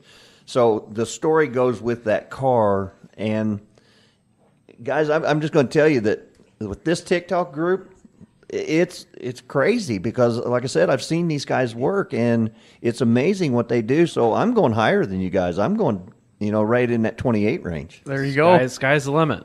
I like it. Well, if Austin gets the way up here on TikTok, you're worth $20,000. So we're 20,000 light. I'm pretty sure. I think $20,000 light. Tanner should have went should- first because he's Nope. going to do one of them $26,001 $1 $1 Bob. That's what it's going to do. So- $1, Bob. So before we get to Travis, I did prep him for this. So Travis has a guess also for where he thinks this is going to go. So Trav, what do you think we are going to do for the end of this auction? 28,500. Nice. There it is. I love that voice. I need that. That is a podcast voice right there. 28.5. Still think you should have done the 2801 right above your dad. Yeah, right. Exactly. And handcuffed him. So I knew that this question was coming because I knew I was going to ask this question, and I asked Ann, and actually the number that I had written down is 27.5. So not going to play a Price is Right game, but the number that I had was 27.5. I feel pretty good at 26. I hope it goes. I hope one of you others win, though. I mean, it went higher. If I knew I was worth that much money, I would have retired a long time I'd have ago and retired just a long rented my time. services out. All I I made more did- money that way. all I Hashtag did was- TikTok famous. Yeah. 10%. I just did 10% to take the emotion out of it. Like, it'll There you go go. up 10%, right? See, that's the beauty of online auctions. It takes all the emotion out of it. So you don't know who you're bidding against or who you're looking at. You don't have to look at your neighbor in the face and say, hey, I'm sorry, but I got to outbid you. Now we're talking business. So it's all business. So now it's there's good emotion in auctions. There's bad emotion in auctions. So I am going to open the last of the Blake's Hard Cider, which every time I look at this, I keep thinking of the Bob and Tom radio show commercial for Dickens Cider. Dickens Cider? Dickens Cider. So if nobody else is, I just can't get it out of my head. I can't.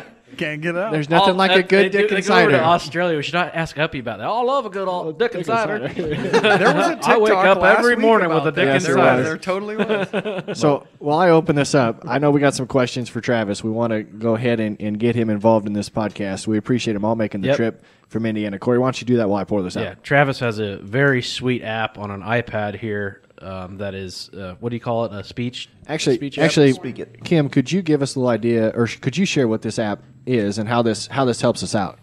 It's an app on his iPad, and he basically types out, and it speaks for him. Okay, So he gets to say what he wants to say. very nice. Awesome. All right, so we have a list of questions here. Travis, we know you love sports, but what is your favorite TV show and or music? and Practical Jokers.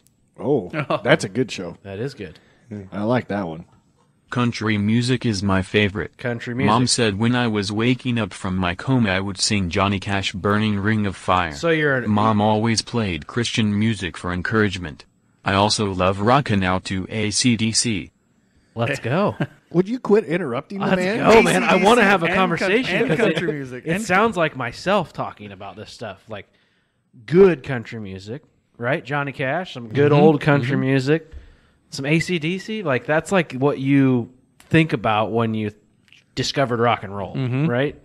So I don't know a person that doesn't like AC/DC. Oh, good stuff. Yeah. We actually got in trouble on this podcast for using AC/DC as the intro music, and copyright rules said, "Hey, TikTok Don't. can get away with it, but we can't. So that's wrist why slap. wrist slap. wrist slap." That's right. Yeah. We just can't go to YouTube. They have algorithms that find any rhythm of the song and will not let you put it on there. Oh, wow. So yes, that's why we use the music that we do now. Is it's royalty free. We own it. We can get Yep. this thing There you put go. together. Okay. All right, Travis. What do you miss most from before the accident? Being with my friends. Having freedom and the ability to live the life I had dreamed of. Driving a truck and going to where I want to go. All the things you do as an adult. Having a girlfriend or wife and my own family. I can see that, but we're gonna get your dad to get you a truck. Yeah, we're getting the truck figured out. We'll also have him get you a girlfriend. Yes. Yeah. Oh wait, it's not that easy. I guess. He wants a jacked up Duramax diesel Chevy truck. Yeah, blowing smoke, rolling coal. That's what we want, right? Yeah. I thought that's why TikTok was invented, to find girlfriends. That's what that's Ask Korean porn star. How's that Corn going? 2020, he puts this stuff out there and he gets all this stuff mailed to him. So I'm thinking to put this out there about Travis, the truck he wants, and we're going to go home one day and there's going to be one sitting in the driveway. I think we should do that. Come on, TikTok, let's do it. Oh, that would Let's do it. that would be too funny. So after that, Travis, we know where you're at now, and we've got your story. So what do you enjoy, or what do you look forward to most about now? I really hope to someday walk again. With all the new technology that is being developed, it's always a good possibility. I would agree. Yeah. I don't know anything about it, but I would agree. There's all kinds of hope in the aspect of medical technology and just technology in general. And we've seen your dad's TikToks of you getting around. You're damn close. You know, you do really well. You like to take your dogs for walks and all that kind of stuff. That's very inspirational to see. This next one is it's deep. it's deep. It is real deep. Blondes or brunettes? Oh my, Or Get ready. redheads? crazy redheads. Blondes with big personalities. Great smile too. You might want to hit that one again. Did it again. Yeah, we all started laughing with the Blondes with big personalities. Oh, and a great smile too. The smile always just over the top, puts her right. We right had over a the question that we did not put in there. We should have. top. Yeah, we not if we know Mom's helping with. With putting that together. The next one maybe. Well, you want to do a beer? No, go ahead. for it. Go Next for it. one, maybe you talked about it in the walking, but maybe besides that, what do you hope to accomplish in the future? Blondes with big personalities. Going to sporting events. Hanging out with family. Traveling and meeting new people. Well, you got to do that today. Nice to meet you. Yeah. Yep. That's Big, good. and you're big. Tim Tebow's your best friend, right? Yeah. You met him. Yeah, we've seen pictures. We've got a Tim Tebow signed football on the auction. Here, I can make Corey a blonde with a big personality. Wrong team. There. That's funny. That is great. All right, let's try this beer. We got a couple more questions. All right. This is the last one from Blake's Hard Cider. You bet. From our backyard since 1946. Triple jam, strawberry, blackberry, raspberry, all natural, gluten-free, 6.5% alcohol by volume, crafted on our farm. What'd you say? Triple jam? Triple jam, strawberry, blackberry, raspberry. Cheers, buddy. Give it a shot. Oh, that's tangy. Tangy. You need some of that peanut butter whiskey in there. Maybe that would be a peanut butter jelly. Oh, he's going to have another one. He's taking mom's sample. He's taking mom. Travis approved. It's not bad. He's having I like mom's that one. sample. I liked it. Better than jalapeno. I like that one. That was pretty good.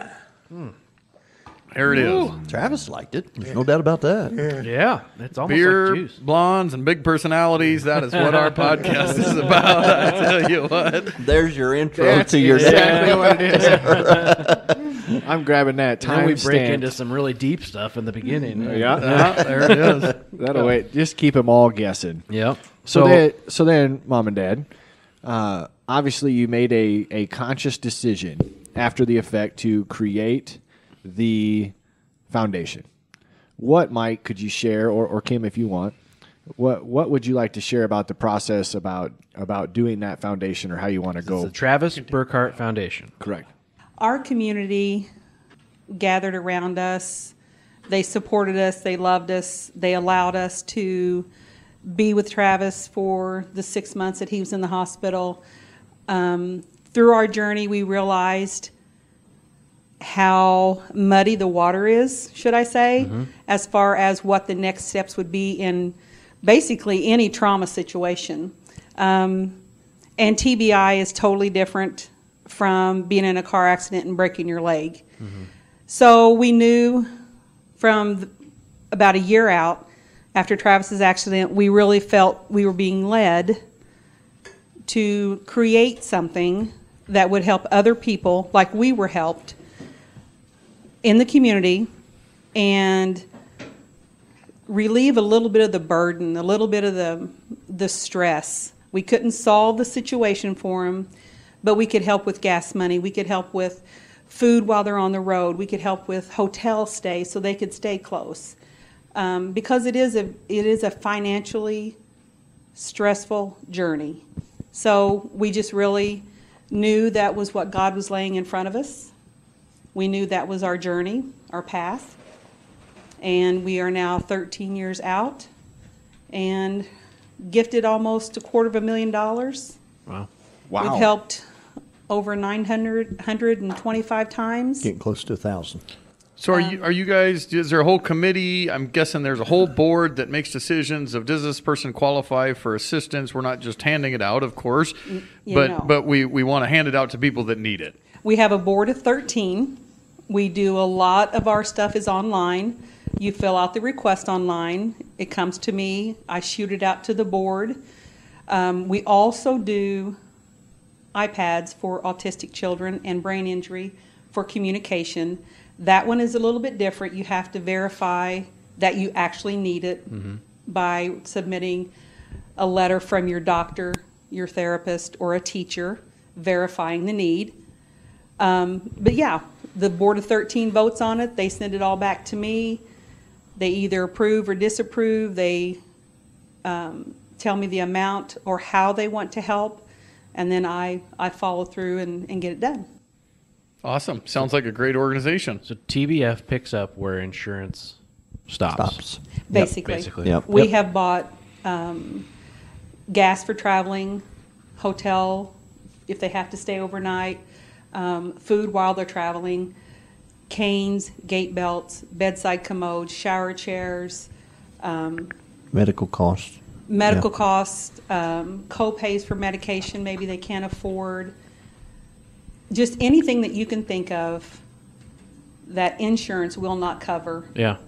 That's where we try to step in. And when we started this, we thought, well, we're just going to help TBI patients, traumatic brain injury patients. Yeah. And so we go through the first year and we gave $1,200 out. And we're like, well, we need to change the scope of this. But what we found out through it all was that 92% of people that go through what Travis has went through don't survive. So there's a very small 8% that need help in that category.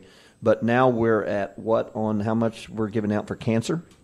46% of the people we help have cancer. Okay. So when we started the auction for this, we just knew of your guys' story, knew what it did, but what's your main source of funding, I guess? Is it just things like this? Or do you have... Big We donors? have sponsors locally that sponsor the foundation. Okay. We do put on events. We have a yearly golf scramble. We have a Ride for Recovery, which is an open-top poker run for Jeeps, motorcycles, trucks, basically any type of car. And then we also do a St. Louis Cardinal and Chicago Cubs baseball game. Yeah. Saw that. And Travis has thrown the first pitch out there probably 4 or 5 different times. They got a good heater. Well, maybe It it's is not quite interesting. so good anymore. Don't crowd the plate. Exactly. Yeah. I heard So- that at lunch today. A little wild. Oh, mercy. Yeah. And we've had like a local elementary school do a fundraiser where I believe it was bringing in pennies, were the classroom Yeah. that brought in the most pennies. Pennies for Hope, I think, was the Yeah. way they. So we might So- have lots of, let's say, wealthy farmers that listen to the podcast. I'm going to assume they do it because Well, Farm for Profit. exactly. What, are We've you helped- just saying that we're all So- wealthy? Well, if you listen to this podcast, you if achieve higher levels of profitability. We have 6 months of better markets, and we're all wealthy now. So if they're wealthy and they'd like to donate to your foundation because they Yes. need a tax write-off, I mean, every farmer needs that every once in a while. Okay. Where do they go? Go to TravisBurkhartFoundation.com. Okay. There's a place on there you can donate. We're even set up to where if you wanted to donate $5 or $10 a month off your credit card, it just automatically takes it off your credit card. United Way was one they put our foundation out there, and then people was having it pulled off of their salary, in every 2 weeks too. So we had a lot of different ways that money was coming in, and whenever we started this, I always tell our board members, treat our finances like a stoplight, and whenever I send something out, if we're in above a certain mark, I say, okay, we're on a green light, so we're good to go. If we get down to a certain level, then I tell them, hey, we're on the caution area. We've got to be careful. Let's kind of watch our P's and Q's, but we'll do the best we can. I never have once ever got to a red light. Never have I ever had to say, we got to stop. Money comes from somewhere. Trusted advisors help as well. Well, and it is fascinating because when you said there's over $250,000 been donated, that means that over $250,000 has been fundraised, and it's fun. I know Dave has an awful lot of experience working with charities through his auction capabilities and the talent that he's been given. It is just fascinating when I get to participate and help him out fundraising for all kinds of causes. There are a lot of causes to get behind, and it's amazing to see where that support comes from. Well, And we don't have any paid board members. Yeah, It's all that's- volunteer work. And if they don't feel comfortable, using their credit card online, they can send us a check. I mean, we've got forms, for tax write-off, tax exempt, that we can mail back to you. And get the that way taken care of. the way we're set up within our bylaws is that we send out a text message and tell our board members, hey, check your email. We've got a request. So, and the reason why, because we meet every other month, but the requests need to be answered. They're timely. now, very Yes. timely, Because you don't know when you need Exactly. help. right. If they're asking, they probably need it right then. Yes, Right away. Because they probably waited. Most people are humble Andy, enough that we had they're a good- not going to yeah. ask until they Andy Beek is asking, can you donate from Amazon Prime? So I know that We are set up through Amazon Prime. If he means ordering, when you order, you get it. Oh, yeah. you Amazon choose. Smile. Yeah, you Yep. choose a charity. Yeah. I did that. My Yeah. brother, my special needs brother, has Sturge-Weber syndrome, and last year I picked that, and I kind of forgot about it. And I got an email that $615 was donated to that. I was like, spent a lot on Amazon. I was like, hey, I need to check Cash back, myself double how much I'm- double points. I've Now, been meaning to make a TikTok I have about noticed that. on my Amazon, it drops our foundation, and I have to constantly go back in Go, and re-up. go to Amazon Smile and choose our foundation again. So yes, that is another way that we I can. didn't even know that was a thing. Yeah. I guess Yeah. I don't have Amazon Prime. I'm like way behind. I'm the old guy. how can It's you Amazon Smile. You have an Apple Watch on your wrist. Say, You don't have seem to be Amazon pretty Prime? Technologically, the man right that out we there. rely on for the technology I for the know. podcast? How do you buy your cords? I go to Amazon, I buy it. I just don't have Amazon Prime. No, you need Amazon Smile, Oh, there you go. Yeah. not Prime. Well, see, I like to tell everybody they need to, what you said, the monthly or weekly, Yeah. bi-weekly deal. I tell everybody can surely donate at $12. And $12 a month, $144 a year is what I want you to do. And that's your Starbucks. I call it Starbucks donation because what does Starbucks cost? $12 anymore, I swear. One coffee. I just want you to get rid of one coffee a month and you can donate to something. So do that if you're listening. So from your stance and the foundation and the audience that we have sticking with us on this podcast episode, where do you see it going, or what are your desires for the foundation? Where do you see that going? Well, okay, so we just had a meeting, and we challenged our board at the last meeting, and the challenge was, okay, we've got this money coming from other areas. And what we're doing right now, we're giving money out all the way from basically Nashville, Tennessee, to Fort Wayne, Indiana, and over to the Indiana border. I'm sorry, I got away from the microphone. And then over into Illinois. So anyway, we challenged him. We said, okay, so here's the deal, guys. Think outside the box. You know, we have this money coming from other areas, and there's a real good chance that we're going to have requests come in from other areas. So be thinking, how are we going to handle that? And can we, make sure that we take care of those people as well? So, all these big organizations all started somewhere, and that's how these things happen. But we just kind of let it happen, and then we work within it and try to stay with it. It's what we try to do.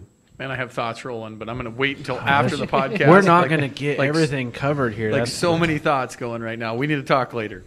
Okay. We'll be talking on I had a- Saturday. Yeah, because we've sure. got some questions for you guys, too. I got just so. a squirrel moment. Nothing to do with that, but Are you worried about the ship that's stuck in the canal? I am worried about that You ship. see that? Man. Yeah, and getting seed. Yeah, okay. So you said you haven't really funded that many TBI Right. people, right? Have you ever heard of On With Life in Iowa? No. So it's in Ankeny, where we had lunch today. It is a very good TBI, traumatic brain injury place. I actually had a coworker buddy that was in a very bad accident in 2013, I believe. The year I left Pioneer, was doing the same job I was, going down the road with a trailer behind him and a 4-wheel drive John Deere tractor, the PTO, it has a PTO that goes to the back. The drive shaft? Drive shaft broke and cut all the hydraulics, and they couldn't steer. Oh. Yeah, it's a PIP. I They forgot put you had a Cater on it. connection to this story. And it's a very prominent, big Twitter story out in western Iowa. But he went there and has been recovering well, and just kind of interesting to find see the process. But anyway, that's my connection to it. I would just check it out because they have a lot of TBI people there. Yeah, and we're always looking for something Yep. for Travis. I mean, the one that I put out yesterday, the map, showing every place we've been. I saw that. We've literally have done over 500,000 miles in 13 years trying to figure out what the next step looks like and the best step, From Reno, Chicago, Fargo, Minnesota, Buffalo, Toronto, Winslow, Sarasota, West Ottawa, Bangalore, Hackensack, Hackensack, Cadillac. If I didn't know you well enough, I knew exactly where that was going when you knew started. exactly where it was going. Yeah. Oh, shoot. So we need to somehow wrap this up, and it's not ever going to be able to put a bow on it because we have missed. I got sheets here and stuff. I mean, what have we missed? I don't know if we've missed a lot, but the parts that stick out to me and that I can't get over is your faith and how that was tested and how it's gotten to where it is today. And then the amazing support of farmers. We've seen it in all these communities to where if something happens, we all get together and we combine, or we all make sure the beans get drilled, and that is on such a small scale, a local community. This auction has shown me and demonstrated to me that there are bids from, I think, 40, I can't remember what Ann said, 41 of the 50 states. Wow. And there's bids from outside of the United States. States. You go Canada, Australia, obviously uppy, but you throw that support around a story and around a family in general. I mean, there's a reason, Travis, that this foundation has your name in it, and that's so cool to me. I don't know if I have a good way of wrapping it up, but I wanted to share that's why we are all in ag, various different platforms. Dave as a broker auctioneer, me as a banker, and son-in-law of a farmer. Corey as a farmer. It's so cool to see the industries that we're involved in come together and put that type of support together to help others that are going to just do good by it. Yeah. Yeah. What I really wanted to get into, and we don't have time to dive into it, was like after all this kind of blew through, you started like a little TED talk of your experiences of certain things that had happened throughout your farming career that you felt you could open up about now. Whereas, we're pretty tight-chested as farmers, and you don't want to say something to give the next guy the hand up and all that. So maybe tomorrow or something if you guys come down here for the auction, and maybe we could do like a little segment on that, like a little bonus. And I'm just going to call you out for just a second. Is that a new word, tight-chested? Tight-chested. Is it tight to your chest or close to your chest or tight-lipped? Or is it together tight-chested? Maybe it's my own. Maybe I'm wrong. But like, I might be way off. When I think of these things, like when you think of like your emotions, Yeah. and they come together and like it hits you, and your chest is like, Urban Dictionary for Corey. yeah. Ding dong. Not necessarily You the get girl. it. Not necessarily the girl that Travis described earlier. Well, Exactly. not No. that big of a With a big personality. That's personality. a much bigger personality. I got one that will wrap it up, or at least kind of send us off into the future. You got the farm sold. You got your ground rented. That you're remaining. The equipment is gone. What are you focusing on now? Where are we going? Well, it's like I told a lot of people. I talked to probably 300 to 400 farmers in 6 weeks, and everybody kind of had that same story. It seemed like that was pretty evident that there's problems everywhere. But through TikTok, what the wild thing was that we're able to talk to one another without fear of retribution. And so, what I told everybody was that. My son and my wife need me at home more than my farm does, and that's true. They really do. They need my help as much as possible. We're still working to try to help him regain as much as he can to be independent, because we're not spring chickens anymore. So we've talked real hard around our table with our kiddos, and what's the expectations, and because we're not going to be here forever.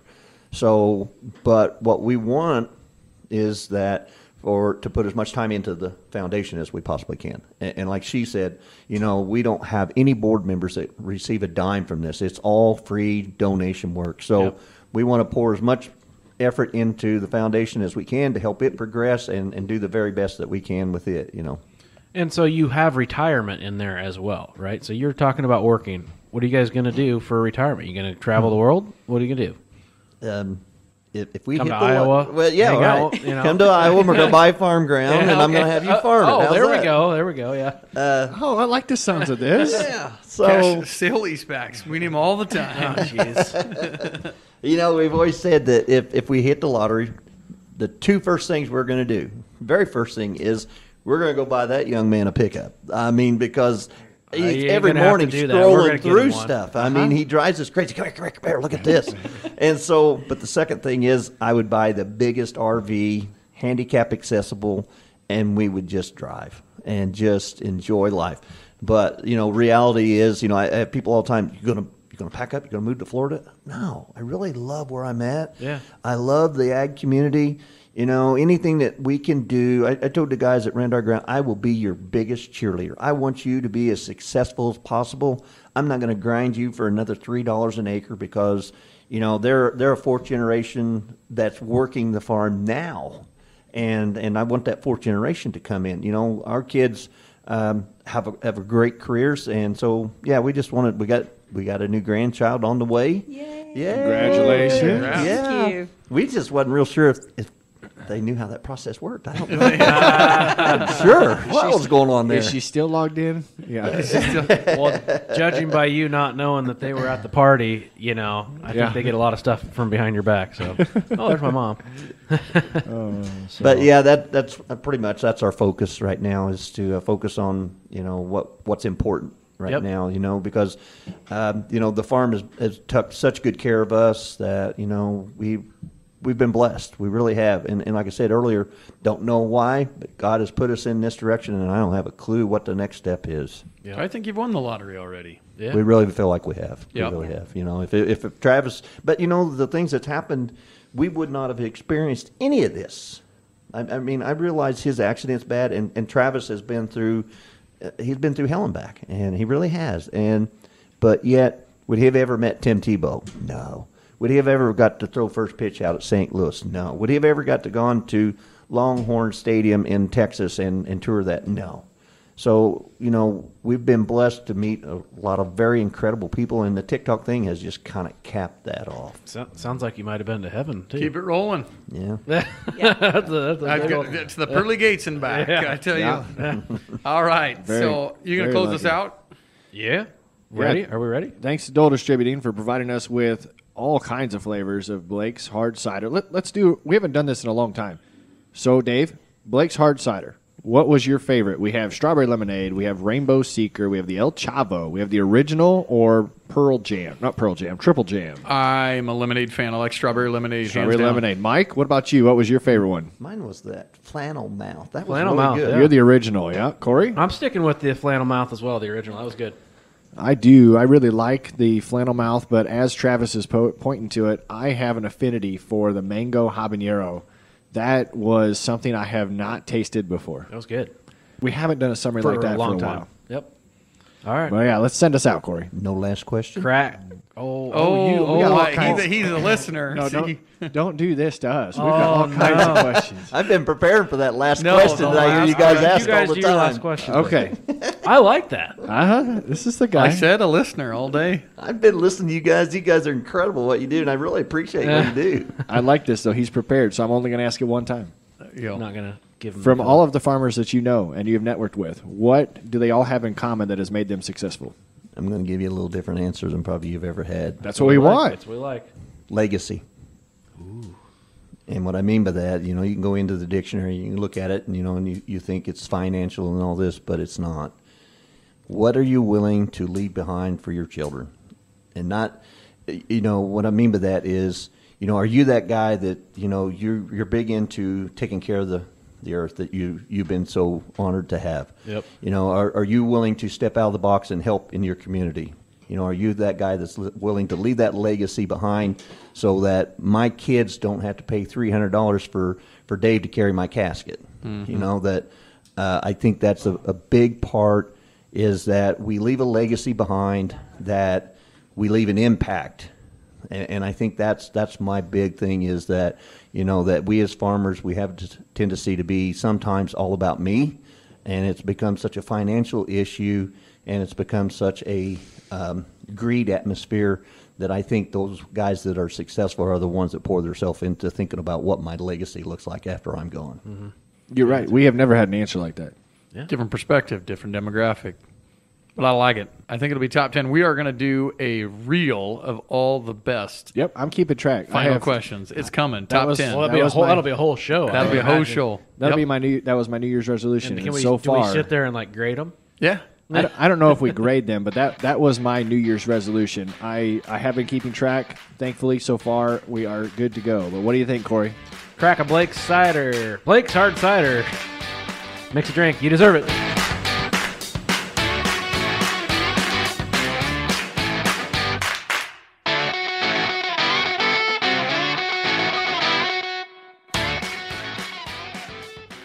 Intro music recorded by Tyler Rickton and the High Bank Boys.